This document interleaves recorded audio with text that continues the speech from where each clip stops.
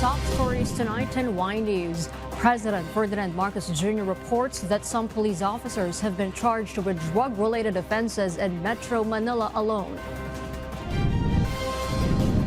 The Manila Disaster Risk Reduction and Management Office reports more than 500 patients were treated during the traslasyon in Manila. The Commission on Elections addresses the contentious issue of a purported people's initiative to amend the 1987 Philippine Constitution. And Ecuadorian President Daniel Noboa declares a state of emergency following the disappearance of the most wanted prisoner. Good evening, Philippines and the world. Today is Monday, January 9, 2024.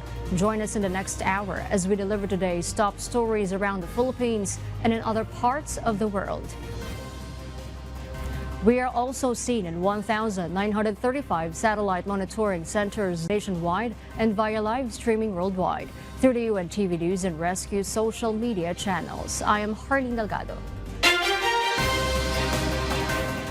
First in the news, President Ferdinand Marcos Jr. reported that a number of police officers in Metro Manila are facing charges related to drug offenses. The charges include alarming allegations such as planting evidence, unlawful arrest, and the use of excessive violence. Nelma Bohok reports. President Ferdinand Marcos Jr. expressed elation over what he termed as the government's successes in the fight against illegal drugs at the grassroots level. In a video message, President Marcos reported that under his administration, 177 police officers have been charged with drug-related offenses in Metro Manila. 177 police officers have been charged with drug-related offenses, including the planting of evidence, unlawful arrest, and excessive violence dito pa lang sa NCR. PBBM said that since the start of his term in 2022, his administration has sent 121,582 people to jail over drug-related charges. He emphasized that these figures are indicative of improvements in the government's efforts against illegal drugs. Para sa amin, hindi lang ito sa mga magagandang numero, kung hindi ay talagang magiging improvement, pinapaganda talaga natin ang komunidad natin, pinapaganda talaga natin ang buhay ng ating mga kababayan. The Marcos administration claims to have seized approximately 10.41 billion worth of illegal drugs from January to December 2023. According to the president, authorities have successfully cleared more than 27,000 barangays from illegal drugs. Nel Maribuho, UNTV News and Rescue. We serve the people, we give glory to God. The Commission on Elections, or COMELEC, has clarified that it holds no jurisdiction over the alleged People's Initiative to amend the Philippine Constitution. Dante Amento tells us why. Commission on Elections, or COMELEC spokesperson Director Jan Rex Laudianco addressed the contentious issue of a purported People's Initiative to amend the 1987 Philippine Constitution. The issue emerged when Albay 1st District Representative Edsel Lagman brought to light the allegation of local chief executives offering 100 pesos to constituents in exchange for signing a petition for constitutional amendments. However, Laudianco explained there was no formal information that reached them, and it is not yet an election period, hence they could not acquire jurisdiction over the issue. In the first place po, as far as COMELEC is concerned, we have received no information regarding that. Wala pong information ng COMELEC. Whether those behind in the alleged initiative are legally accountable, the Commission says, Patungkol naman po sa violation, hindi pa po namin masabi ngayon dahil hindi nga po namin alam kung ano po yung sinasabi nila. Pare-pareho lang din po tayo na yun nga, nadinig din po namin sa news. But official communication, wala pong knowledge or information ng COMELEC dyan. Should a formal communication reach COMELEC, the Commission assures to give its appropriate comment on the issue. Yung communications naman po from the public, regardless kung People's Initiative or any topic po, nire-receive naman po ng COMELEC yan, even coming from the 888 or directly sa amin. At nakapag-i-issue naman po ng COMELEC ng replies dito sa mga queries na ito. There are three ways to amend the existing Philippine Constitution. First, through a Constitutional Assembly or CONAS, Constitutional Convention or CONCON, and through a people's initiative upon a petition of at least 12% of the total number of registered voters, of which every legislative district must be represented by at least 3%. Dante Amento, UNTV, News and Rescue. We serve the people. We give glory to God. A lawmaker has questioned the plan to invest part of Maharlika Fund in the National Grid Corporation of the Philippines, or NGCP. Senator Amy Marcos says she is unconvinced that this will solve the power transmission problems in the country. The presidential sister believes that the problem of NGCP is not funding but lack of performance. She knows that a massive power outage in Panay Island could have been avoided if certain projects of the NGCP were finished on schedule, namely the Cebu-Negros Panay Backbone Project and the Visayas-Mindanao Interconnection Project. Marcos suggests that the government should exclude unfinished projects in the computation of the NGCP rates instead of investing in the state grid operator. Earlier, Maharlika Investment Corporation, or MIC President and Chief Executive Officer Rafael Consing Jr. endorsed the proposal of House Speaker Martin Romualdez for the MIC to invest in the NGCP. Kailangan siguro mas transparent at ipaliwanag ng Maharlika leadership yung sa Maharlika Investment Fund. Paano sila papasok doon dahil pribado na sitwasyon yon? Hindi naman to investment or sovereign fund ba to? O paano ba? Infrastructure fund ba to? Paano sila papasok dyan? Magkano ang ipapasok? At aling project talaga ang gagalawin? In other news, the driver of the police suspect in the disappearance of beauty queen Katherine Camon, Jeffrey Magpantay, surrendered this morning, January 9. According to Balayan, Batangas Municipal Police Station Chief of Police Major Domingo Ballesteros, Magpantay personally appeared at the police station and voluntarily submitted himself for preventive custody. Sinasubmit niya yung kanyang sarili, ma'am, para sa investigation. Wala po kami talagang legal holdings po para po siya pa-arresto po talaga. Magpantay serves as the driver for Police Major Alan De Castro, who is identified as the prime suspect in the case. The surrender comes after last year's filing of a case of kidnapping and serious illegal detention against both De Castro and Magpantay by the Criminal Investigation and Detection Group, or CIDG, Calabarzon. The Philippine government has reiterated its request to grant clemency for Mary Jane Veloso ahead of Indonesian President Joko Widodo's state visit to the Philippines. In an ambush interview on the sidelines of the 7th Philippine-Indonesia Joint Commission for Bilateral Cooperation, Foreign Affairs Secretary Enrique Manalo says he raised the appeal during his bilateral meeting today with Indonesian Foreign Minister Retno LP Marsudi. The Foreign Affairs chief adds he also informed the Indonesian official about the efforts of the Philippine government in resolving Veloso's case. That's always been our position, to see whether they can grant clemency. That's always been the position.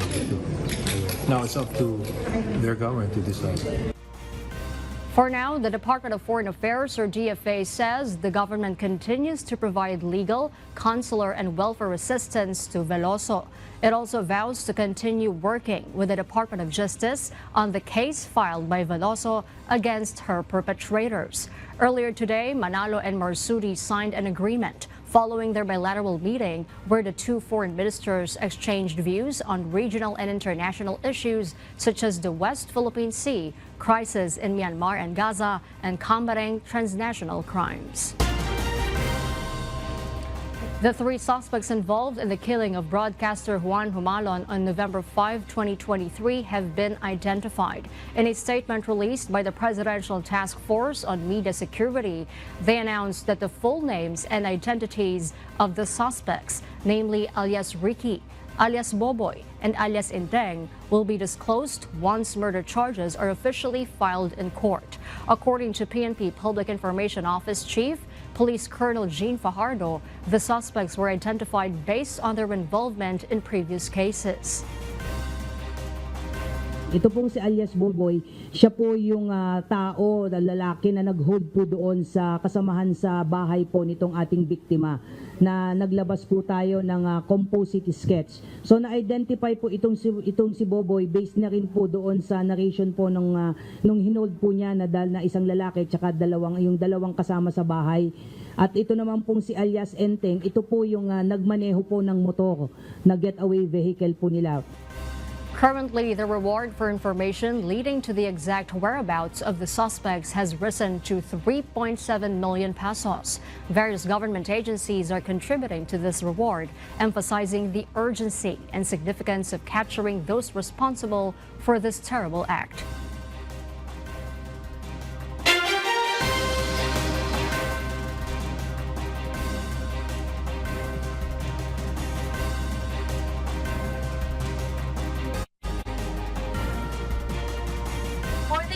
Abroad. The president of Ecuador has announced a 60-day state of emergency in response to the disappearance of the nation's most wanted prisoner. Paul Gatchalian tells us why.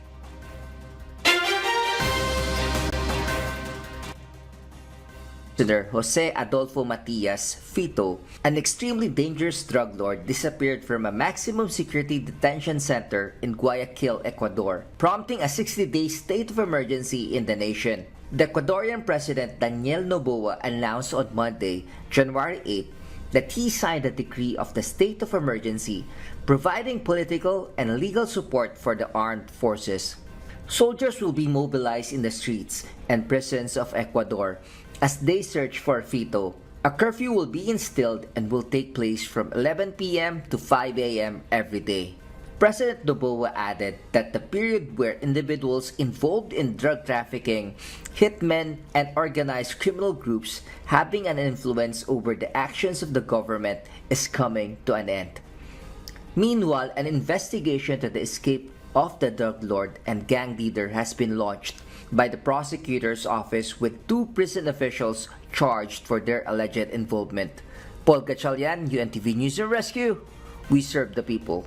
We give glory to God. The Manila Disaster Risk Reduction and Management Office reported that more than 500 patients were treated during the traslasyon. JP Nunez will tell us why. With millions of people participating in the traslasyon in Manila today, a significant number incurred health issues including wounds, abrasions, hypertension, and hyperventilation.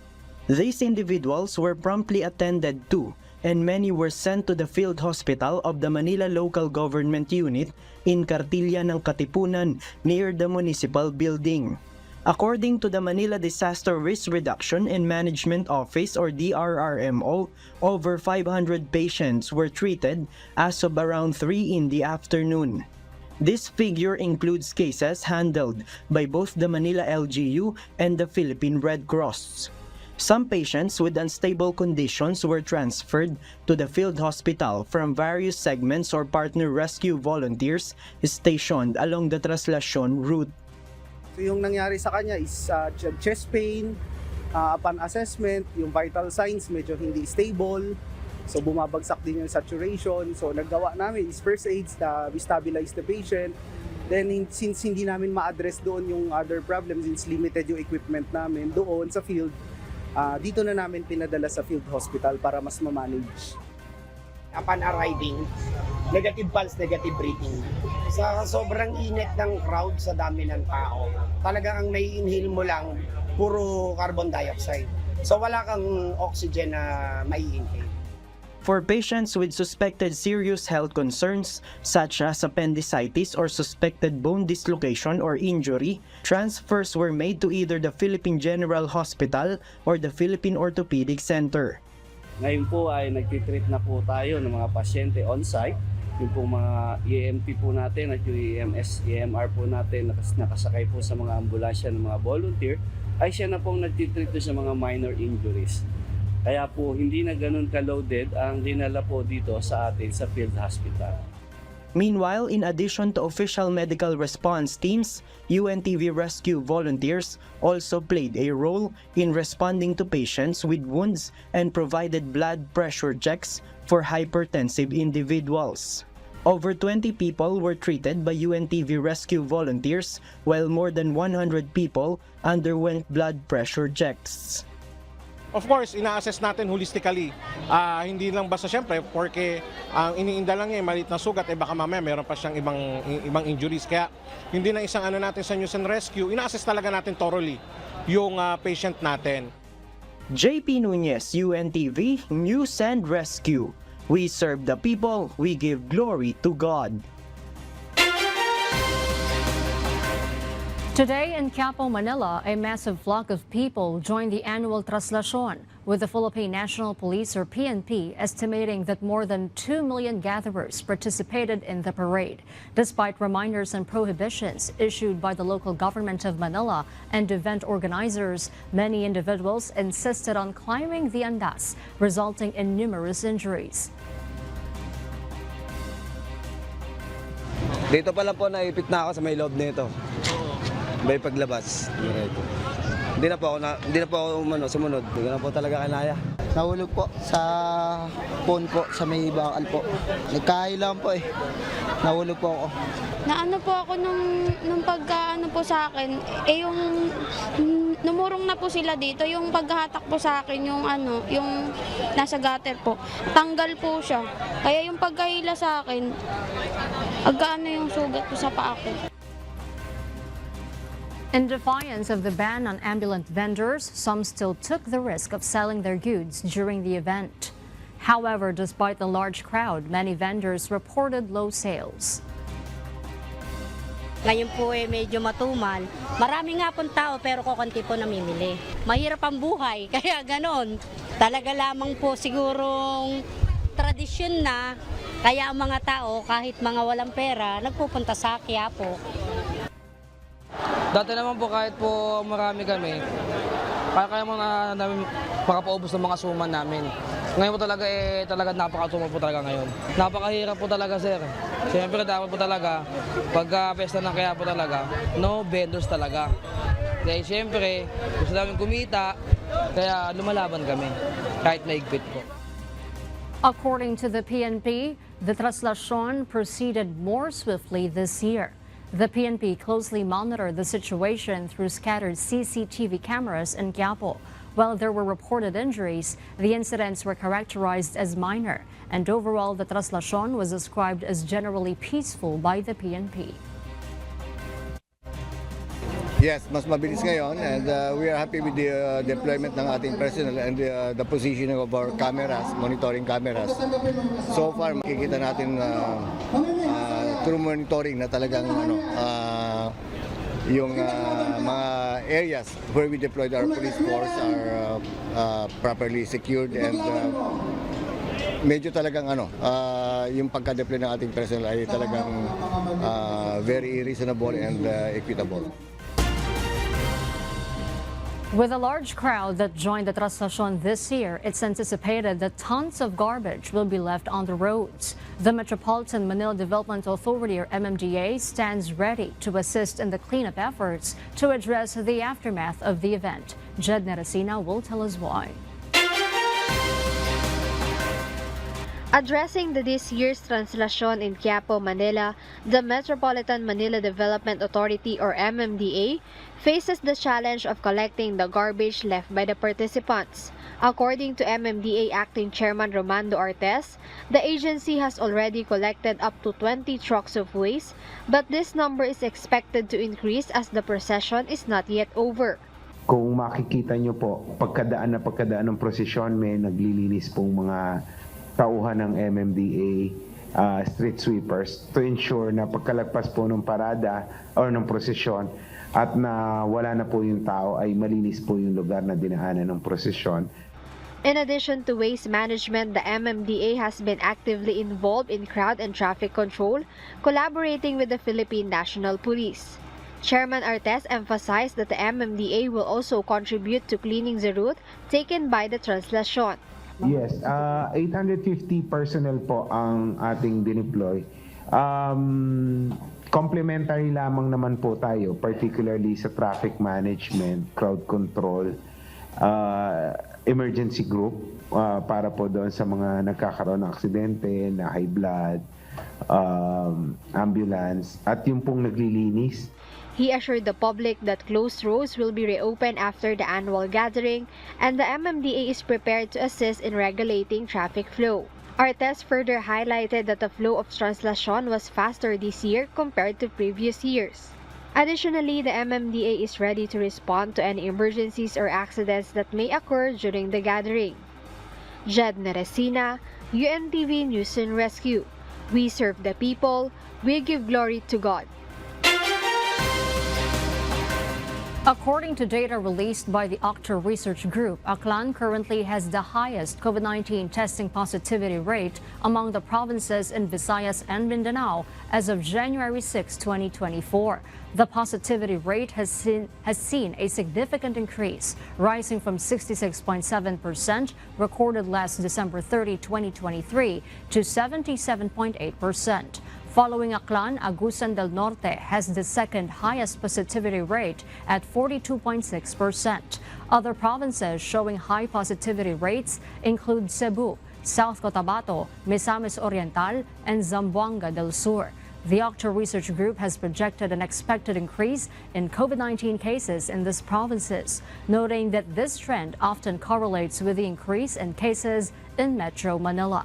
As of January 8, 2024, the Department of Health recorded 502 new cases of COVID-19 in the country. City Health Services Officer Dr. Celia Flor Brillantes has confirmed that they have recorded 350 cases of acute gastroenteritis since January 2, 2024. Dr. Brillantes mentioned that they are awaiting laboratory reports from all water sources in the city to address the increasing number of gastroenteritis cases. Hospitals have reported over 350 cases, with patients experiencing symptoms such as vomiting and diarrhea. This number is expected to rise as many affected individuals have not sought medical attention. The Sanitation Division of the City Health Services Office has collected water samples from the establishments where complaints originated, aiming to identify the source of the issue in the city. Health authorities are advising the public not to drink water directly from the tap. Instead, they recommend consuming purified or mineral water. When dining outside, it is advisable to opt for bottled water.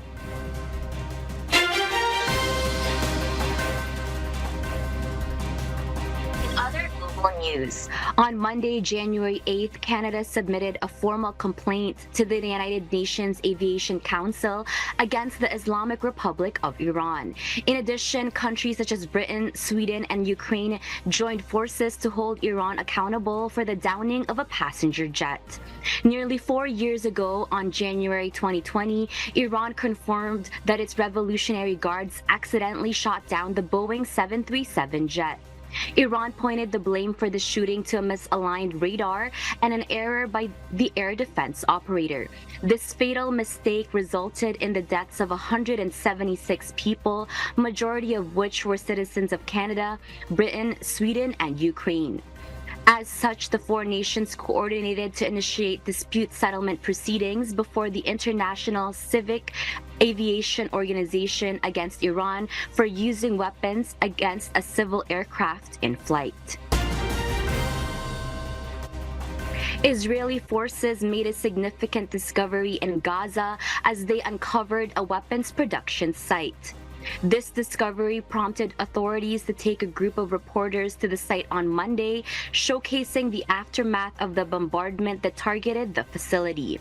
Annie Mencilia will give us the details live. Yes, Annie, good evening. Good evening, Arlene. The largest weapons production site so far located in Gaza. This was the description given by the Israeli military upon locating what they said are underground workshops used for manufacturing long-range missiles capable of hitting targets in northern Israel. The site was also the latest of the large-scale tunnel network to be captured by the Israel military since the Gaza invasion. In addition to long-range missiles, the workshops were reportedly producing copies of standard munitions like mortar shells, which are connected underground through a tunnel network throughout the Gaza Strip. The Israeli army took a group of reporters on Monday to look over the site devastated by grounding fighting and bombardment in the Buresh area. According to Chief Military Spokesperson and Rear Admiral Daniel Hagari, with an elevator leading down into the tunnel, an area where rockets were made could be seen, while another area was a place to launch them. Meanwhile, Hamas denies that they deliberately construct military structure in civilian areas to make attacks difficult, and mentioned that Israel attacks civilians indiscriminately. According to Palestinian health officials, more than 22,000 death toll has been recorded due to Israeli operation. Back to you, Arlen. Thank you, Annie. In Fort Worth, Texas, tragedy unfolded Monday afternoon as an explosion rocked a hotel, leaving 21 individuals injured. Officials from the Fort Worth Fire Department believed the incident was triggered by a gas explosion. Among the casualties, one person sustained severe injuries while 4 are in critical condition. The blast forced employees from nearby establishments to evacuate, adding to the chaos. Details regarding whether the injured individuals were guests at the hotel or pedestrians remain unclear. Emergency responders rushed 14 people to area hospitals. This afternoon at 3:32, we had gotten dispatched here in downtown to a structure fire at the address of 810 Houston Street here in downtown Fort Worth at the Sandman Hotel. When companies started arriving on scene, they switched that call type to multiple calls of an actual explosion that had taken place. Additionally, firefighters successfully rescued individuals trapped in the basement, conducting a secondary search throughout the hotel. The hotel, with a total of 26 rooms occupied, is actively collaborating with first responders to address the needs of those injured. The investigation into the cause of the explosion is ongoing. Texas Governor Greg Abbott is closely monitoring the situation and stands ready to deploy additional resources if needed. And those are the reasons behind the news in other parts of the globe. I am Oralyn Quijano, live from Toronto, Canada. Good evening. The Department of Health, or DOH, is issuing a warning to the public regarding a Facebook page falsely claiming to be associated with the Malasakit Program Office and operating as a fake loan center. The agency clarifies that the mentioned page is not authentic and has no connection or link to the Malasakit Center. The DOH emphasizes that the dissemination of false information through this page is a serious matter, and criminal charges may be pursued if related posts continue. The public is strongly advised to always verify information from legitimate sources and platforms, such as the official social media accounts of the Department of Health. The Department of Health, or DOH, continues to actively support the government's Lab for All Caravan, a project aimed at providing free health services to Filipinos. The services offered include free medicine, free glasses and eye consultation, flu vaccination, OB/GYN and ENT services, as well as laboratory services. The Lab for All project was recently launched in Lucena, Quezon, and was personally attended by the First Lady Liza Araneta Marcos and Health Secretary Ted Herbosa. In addition to the DOH, various government agencies and private sectors also participated, offering their services free of charge. This initiative underscores the government's commitment to making essential health services accessible to all citizens and addressing healthcare needs across different communities. Our Kasangbahay. As the world faces these trying times amid the various challenges and uncertainties, we are inviting everyone to join the global prayer for humanity. Good day. I'm Brother Eli Soriano of the members of the Church of God International. I want to invite you to join us in a minute of prayer every day to pray for humanity and the whole world as we go through these perilous times. safety measures like washing of hands and strengthening of our immune systems may help us through this horrible predicament, there is still no precaution or cure more powerful than God's mighty intervention. And we need His intervention now more than ever. It doesn't matter what religion you are in or what denomination you belong. This is an invitation for all the people around the world who cares for the future of their family, friends, loved ones, and humanity as a whole. Everybody is welcome to pray with us. For more details, you can check out the description box below. Thank you very much, and I hope to hear from you soon. May God bless you.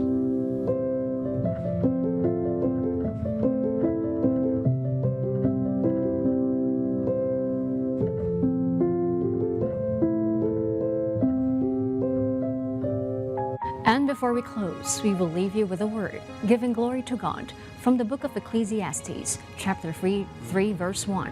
It says, "To everything there is a season, and a time to every purpose under the heaven."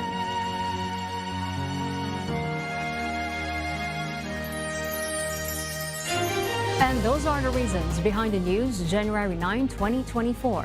Reasons we deliver to you as they unfold, because we need to know. We will always ask why. I'm Herlene Delgado.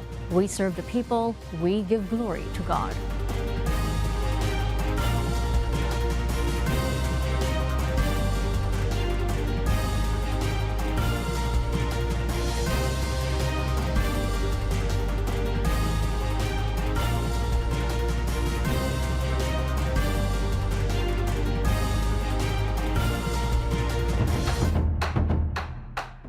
Alam naman natin na kuminsan na dadala ang ating mga opisyal at siyempre hindi natin maaaring pabayaan yan. Kaya ang nangyari ay 177 police officers have been charged with drug-related offenses, including the planting of evidence, unlawful arrest, and excessive violence dito pa lang sa NCR.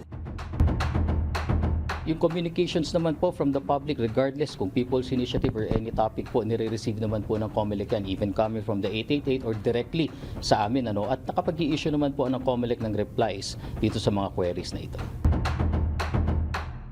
Kailangan siguro mas transparent at ipaliwanag ng Maharlika leadership yung sa Maharlika Investment Fund.